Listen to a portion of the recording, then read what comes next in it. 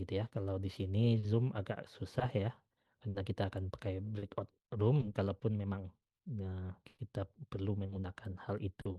Namun nanti akan saya coba cari cara supaya metode pembelajaran itu tidak hanya ceramah ya, supaya tidak membosankan ya teman-teman. Nanti akan diselingi dengan game ataupun permainan secara online ya, ataupun yang tapi permainannya itu memang tetap terkait materi gitu ya, tapi berupa kuis dan sebagainya itu berupa permainan bisa kita terapkan nanti gitu ya.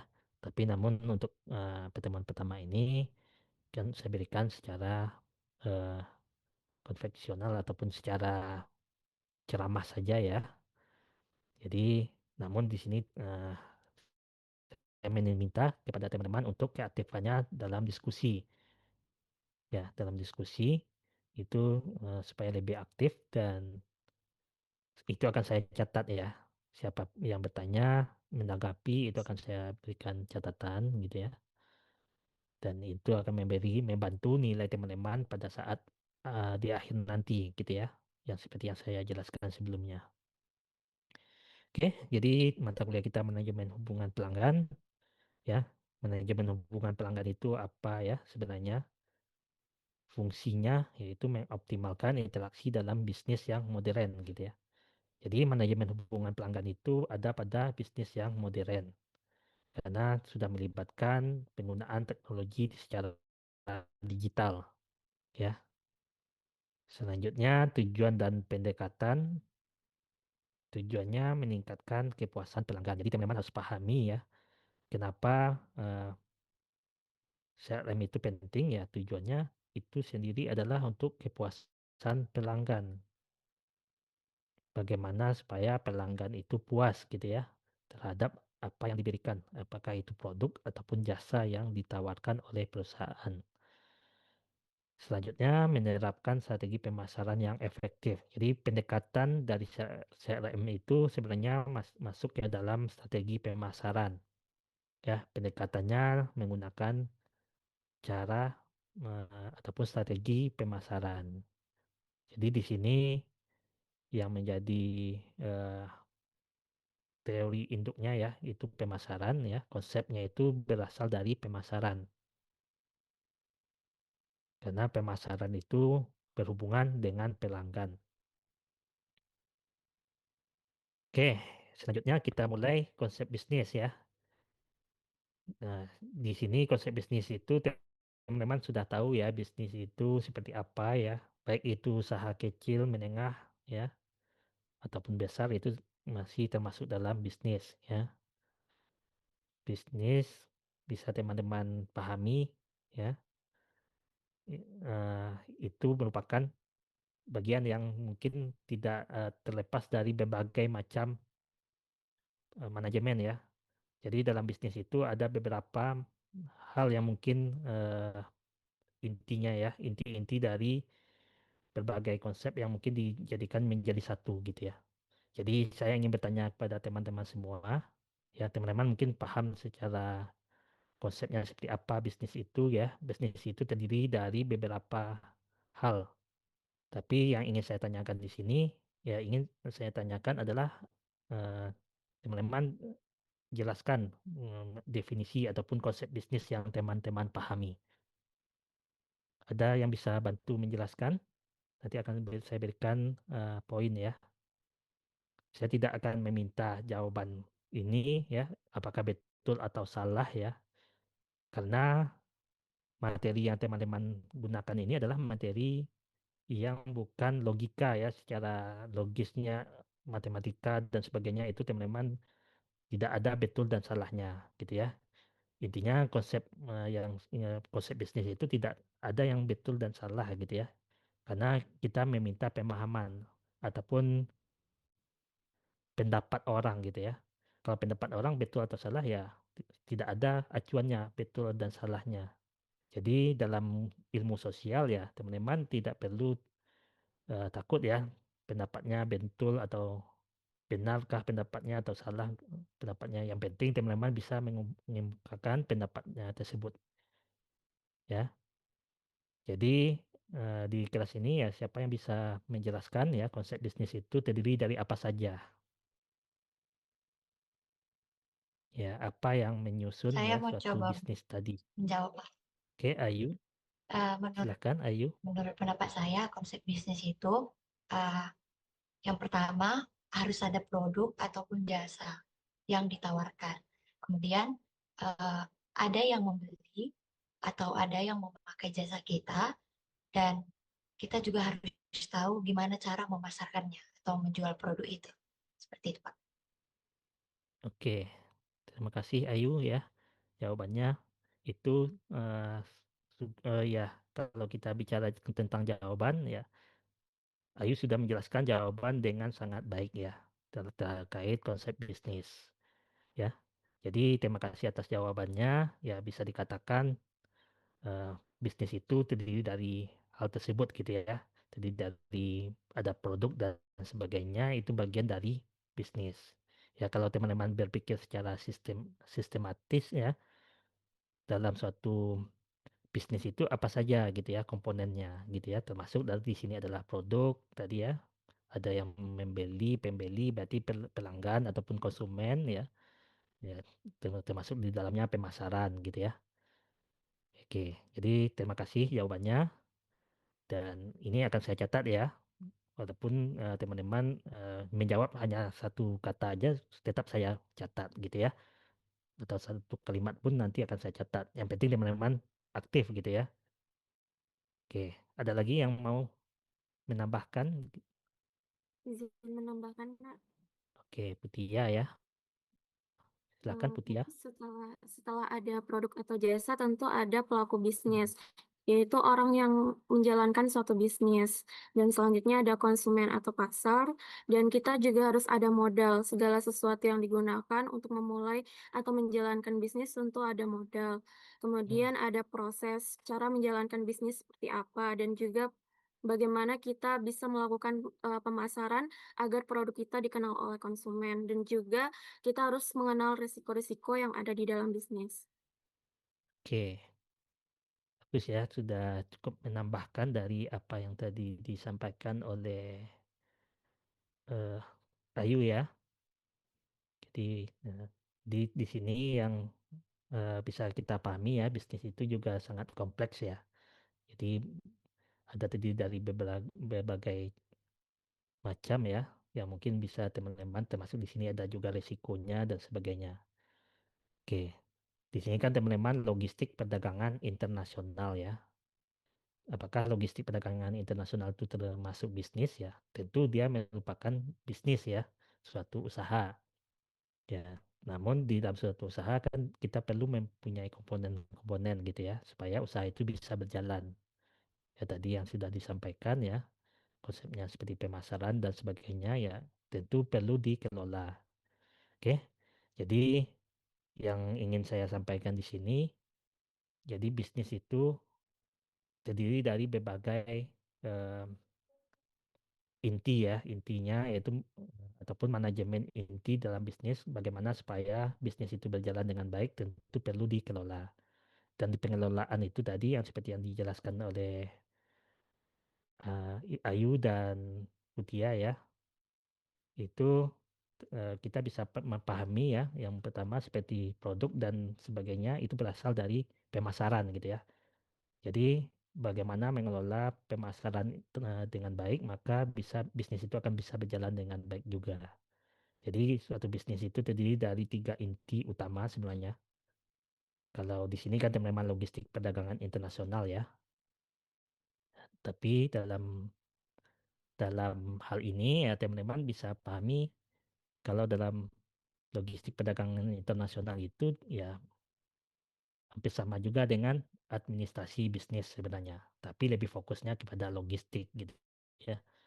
Kalau di sini ilmunya yang teman-teman pahami ya, kalau bertanya kenapa pelajaran kita kali ini ya terkait bukannya konsep ini merupakan konsep administrasi bisnis gitu ya, tetapi dalam logistik perdagangan internasional tetap kita pakai karena merupakan bagian dalam bisnis. Maka di bisnis itu ada tiga komponen, sumber daya manusia, keuangan, dan pemasaran. Tadi sudah disampaikan ya, kita ada keuangan, dan ada pemasarannya. Jadi dalam pemasaran itu terdiri dari pecahannya lagi ya, dipecah lagi menjadi beberapa. Misalnya hubungan pelanggan ya, produk dari ya, harga dan sebagainya itu bagiannya dalam pemasaran. Ya kenapa kita diskusi terkait bisnis ya, berarti teman-teman harus paham dulu konsep dasarnya ya. Manajemen hubungan pelanggan itu di bagian mana posisinya? Apakah di bagian keuangan, sumber daya manusia ataupun pemasaran, gitu ya. Posisinya dalam bisnis itu dalam konsep pemasaran, gitu ya. Inilah yang perlu kita pahami. Manajemen hubungan pelanggan ada di bagian pemasaran. Kalau di bisnis itu sendiri ada juga manajemen produksi dan rantai pasok gitu ya. Itulah bagian dari yang teman-teman pelajari sebenarnya gitu ya di dalam bisnis, manajemen produksi dan rantai pasok, bagaimana mendistribusikan barang dan sebagainya ya.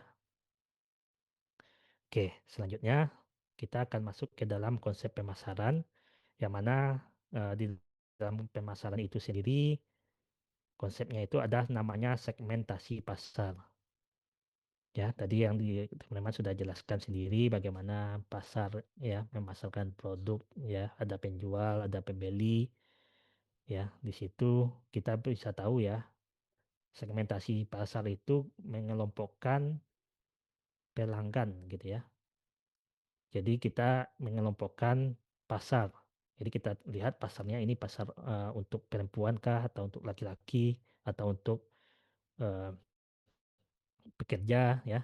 Itu dikelompokkan pelanggan tadi dari menjadi beberapa kelompok ya berdasarkan jenis kelamin, berdasarkan usia ya, berdasarkan pekerjaan, demografi gitu ya. Itu bisa dikelompokkan. Jadi dalam memasarkan suatu produk ataupun jasa kita harus mengelompokkan pasar tadi gitu ya.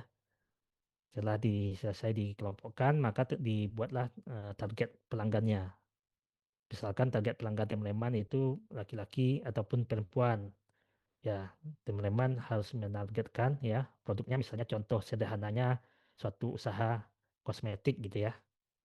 Jadi bisnisnya adalah bisnis yang berhubungan dengan produk kecantikan. Tentunya segmentasi pasarnya sudah dikelompokkan berdasarkan jenis kelamin gitu ya.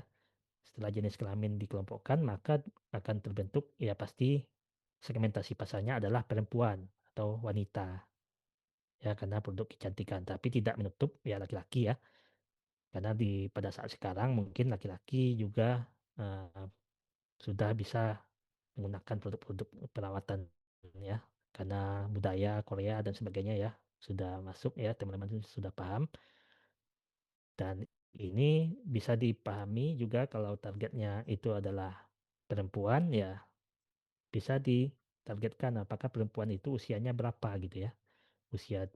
Usia remaja, apakah dewasa ataupun masih anak-anak, itu perlu dikategorikan targetnya. Jadi yang selanjutnya positioning merek, yaitu berarti teman-teman sudah bisa ataupun bisnis itu bisa menciptakan identitas yang unik gitu ya. Brand yang mereka tawarkan ya bisa melekat di benak konsumen. Oke, contoh sederhana ya positioning itu ya teman-teman eh, teman-teman di sini mungkin merupakan pelanggan ataupun konsumen ya. Walaupun kita belajar tentang manajemen hubungan pelanggan ya, tapi teman-teman bisa mempersepsikan ataupun eh, diri teman-teman itu sebagai seorang pelanggan. Ya contohnya ya kalau teman-teman bicara tentang eh, orang menyebut nama merek suatu produk misalnya Aqua ya teman-teman pasti ingat itu merupakan air mineral gitu ya di benaknya itu sudah muncul gitu ya identitasnya. Orang menyebut Aqua pasti teman-teman sudah terbayang itu eh, air mineral gitu ya ataupun air minum.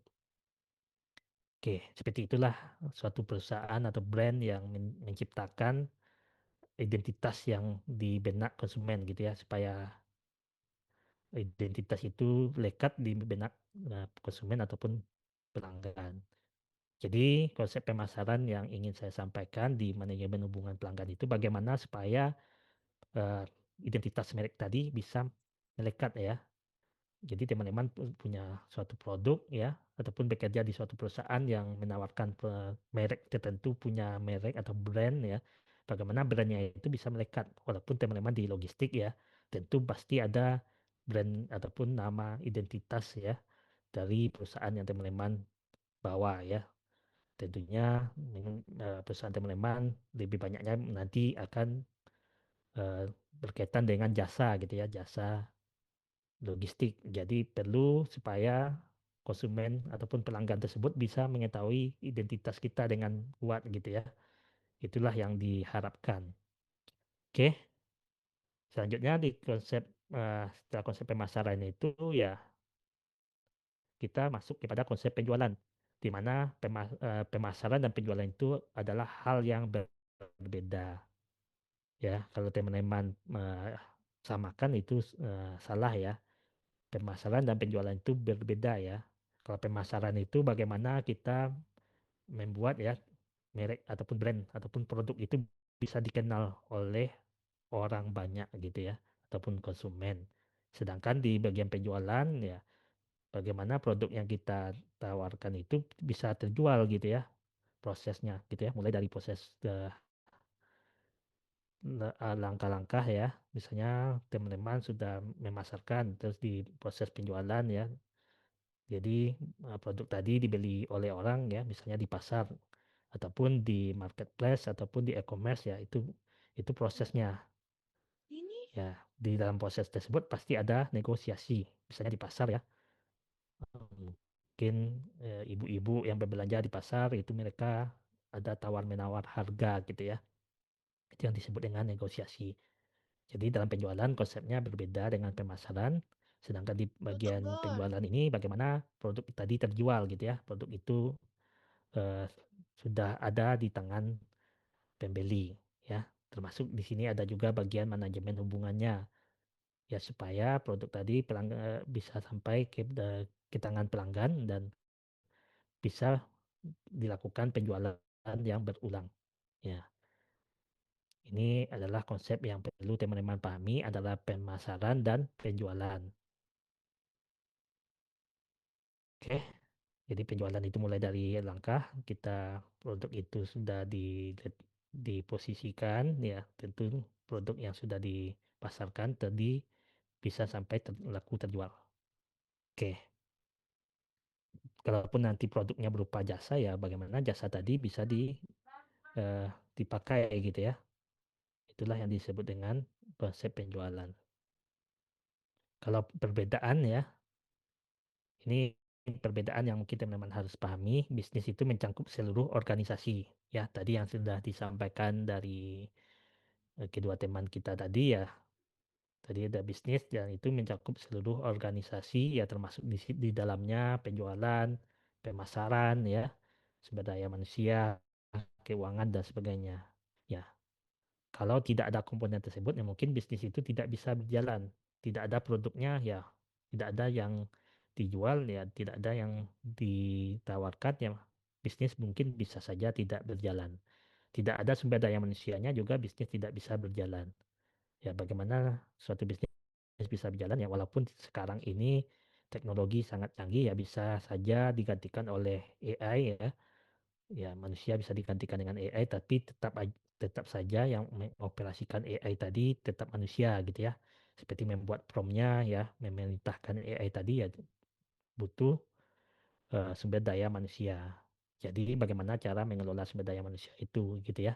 Ataupun kalau di bagian kita mata kuliah kita bagaimana cara kita mengelola pemasaran gitu ya. Dan dalam pemasaran itu dibagi menjadi hubungan pelanggan ya, dipecah lagi jadi hubungan pelanggan dan sebagainya. Jadi teman-teman bisa lihat ya dari bisnis itu turun ke pemasaran, dari pemasaran turun ke manajemen hubungan pelanggan. Ya, jadi bagian-bagian itu sudah lebih spesifik gitu ya. Jadi pemasaran berfokus pada kebutuhan pelanggan, sedangkan penjualan adalah proses transaksi langsung. Ya, jadi kalau pemasaran itu fokusnya kebutuhan pelanggan, apa yang dibutuhkan oleh pelanggan ya, seperti teman-teman melakukan survei gitu ya, suatu bisnis yang baru berdiri melakukan survei kepada beberapa konsumen, maka mereka bisa dikatakan melakukan pemasaran gitu ya. Mereka mengetahui kebutuhan konsumen itu seperti apa saja. Sedangkan di penjualan itu prosesnya bagaimana produk yang sudah dibuat tadi sesuai dengan kebutuhan pelanggan bisa terjual gitu ya. Ya melalui proses transaksi. Apakah transaksi langsung ataupun transaksi secara online ya. Oke, selanjutnya yang ingin saya jelaskan adalah segmentasi. Segmentasi tadi yang sudah saya sampaikan membantu mengelompokkan konsumen. Setelah itu ditargetkan dan diposisikan. Ya, bagaimana produk itu bisa positif di dalam benak konsumen. Ya, tadi sama yang seperti yang saya jelaskan juga. Contohnya juga seperti tadi ya, karakteristik tertentu. Ya, kalau segmentasi tadi ya kita bagi karakter dari pelanggan tadi, apakah dia perempuan ya, laki-laki, apakah dia bekerja atau penghasilan berdasarkan penghasilannya atau berdasarkan eh, generasinya misalnya Gen Z ya ataupun gen milenial dan sebagainya itu tentu kita harus targetkan produk ini mau kita jual untuk siapa gitu ya.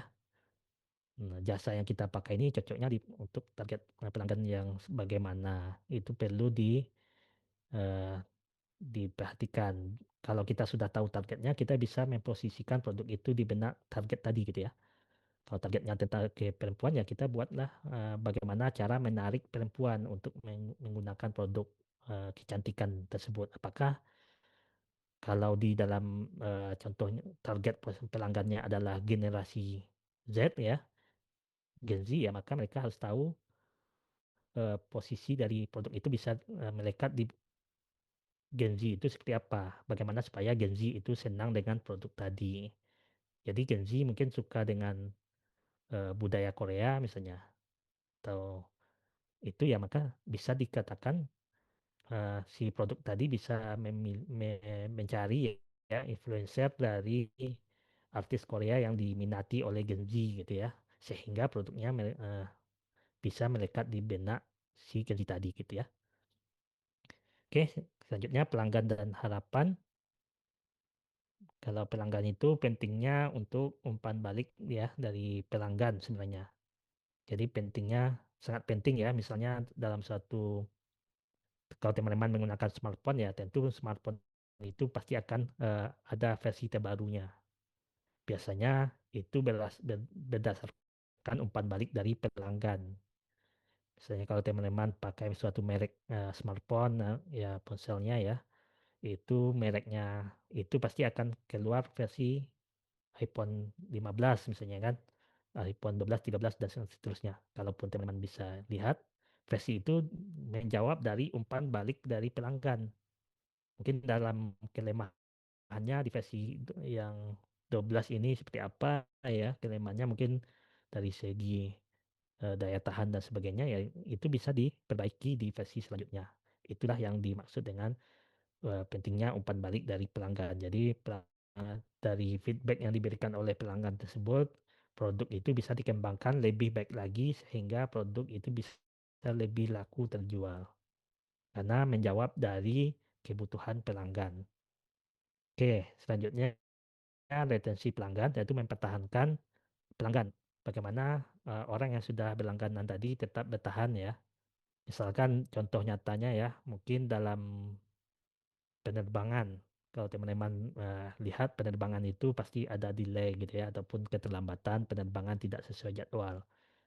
Biasanya maskapai tertentu memberikan berupa ya berupa makanan ataupun berupa snack ya karena permohonan maaf ya karena keterlambatan gitu ya supaya pelanggan tadi yang awalnya kecewa mungkin bisa menerima ya walaupun memang setidaknya mereka telat ya begitu ya walaupun mereka telat setidaknya mereka masih bisa menerima karena ada hal yang diberikan oleh maskapai tersebut sebagai bentuk permintaan maaf ataupun sebagai bentuk supaya konsumen tidak kecewa gitu ya mungkin dalam artian kecewa ya pastinya pasti kecewa gitu ya karena tidak sesuai dengan jadwal tapi mereka mempunyai cara supaya konsumen tetap bertahan di maskapai tersebut. Ya, jadi itulah yang dilakukan oleh perusahaan atau bisnis. Ya tentunya teman-teman pahami ya kalau seperti itu ya berarti itulah merupakan cara yang dilakukan oleh eh, bisnis tersebut untuk mempertahankan pelanggannya dan itu bagian dari manajemen hubungan pelanggan. Ya, teman-teman bisa paham ya contoh-contoh yang ada di sekitar kita. Oke, selanjutnya yang saya perlu pahami adalah bauran pemasaran, itu produk, harga, ya tadi yang sudah dijelaskan juga, produk yang berkualitas, harga yang bersaing, tempat, promosi gitu ya. Ini adalah bauran pemasaran. Apa saja bagian dari pemasaran tadi gitu ya. Termasuk di dalamnya adalah pelanggan gitu ya. Proses dan tempat, promosi, harga. Oke, termasuk tempat distribusi ya, terjangkaunya barang tadi itu sangat berpengaruh kepada pemasaran. Ya, selanjutnya strategi pemasaran CRM itu bagaimana pemasaran tadi ya yang kita sebutkan tadi di atas ya, apakah produk, tempat, proses, orang, promosi, harga itu bisa terintegrasi ya untuk pemahaman yang lebih baik. Jadi terintegrasi dengan data, jadi bisa dipasarkan kepada konsumen. Jadi konsumen bisa mengetahui bagaimana produk kita tadi gitu ya di benaknya. Jadi strategi personalisasi juga meningkatkan kepuasan pelanggan. Jadi kalau teman-teman bisa mempersonalkan ya bagaimana hal ini, bauran pemasaran itu bisa menjawab dari kebutuhan pelanggan ya maka bisa meningkatkan kepuasan dari pelanggan tersebut. Oke, selanjutnya baru kita masuk ke dalam bagian logistik ya. Teman-teman bisa cek ya. Tadi kita sudah bicara secara bisnis secara luas ya. Sekarang kita masuk ke bagian spesifiknya, bagian logistik. Apa saja sebenarnya peran dari manajemen hubungan pelanggan ini? Yang pertama, pengelolaan data pelanggan. Ya, jadi pengelolaan data pelanggan itu menggunakan CRM untuk memantau dan menganalisis data pelanggan secara efektif. Jadi kita bisa tahu data pelanggan kita dari di mana saja, misalnya dalam kalau pendistribusian barang, ya contoh sederhananya Shopee gitu ya. Shopee ya, itu mereka punya kurir. Kurirnya mereka punya data pelanggan gitu ya. Pelanggannya ada di mana saja. Pastinya data tadi itu bisa dikelola oleh si CRM-nya, si CRM bagian kurir ya. Kalau teman-teman belanja di Shopee kan ada JNT dan sebagainya ya, jasa pengiriman barang dan JNT itu misalnya teman-teman bisa cek mereka sudah punya data gitu ya dari Shopee ataupun data dari pelanggan.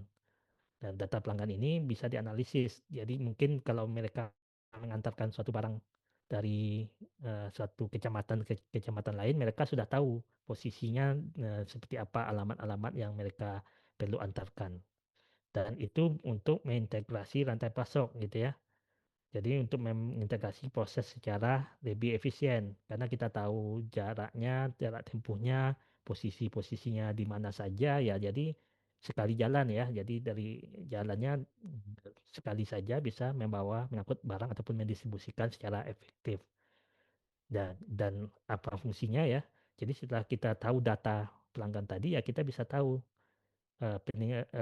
peningkatannya ya. Jadi pelanggan itu bisa menikmati hasilnya gitu ya dari apa yang kita kerjakan, integrasi yang kita kerjakan tadi. Sehingga hal ini mereka mungkin merasa pengalaman ataupun pelanggan tadi merasa mendapatkan layanan yang lebih baik. Mungkin dalam waktu pengantaran yang sangat cepat ataupun lebih cepat dari yang mereka harapkan gitu ya. Karena adanya integrasi rantai pasok tadi. Ya, integrasi rantai pasok itu bisa terjadi kalau ada data pelanggan tadi ya yang bisa dikelola. Itulah kenapa teman-teman penting untuk belajar manajemen hubungan pelanggan. Oke, itu salah satu contoh sederhana yang mungkin teman-teman bisa eh, analisis ya kalau di bagian logistik. Oke, jadi terakhir ya, ini sudah kita masuk ke sesi diskusi. Kalau pemaparan materi sudah selesai sebenarnya ya. Saya sudah sampai di sini. Namun kalau untuk sesi diskusi saya ingin memberikan kesempatan kepada teman-teman untuk diskusi. Oke, jadi silahkan pakai kolom chat ya, boleh pakai chat masing-masing teman-teman chat saja. Saya ingin menyebutkan suatu barang ya. Saya ingin teman-teman membuat suatu jenis barang. Misalnya kalau saya bicara tentang air mineral ya, silakan teman-teman buatkan brand yang teman-teman suka gitu di kolom chatnya.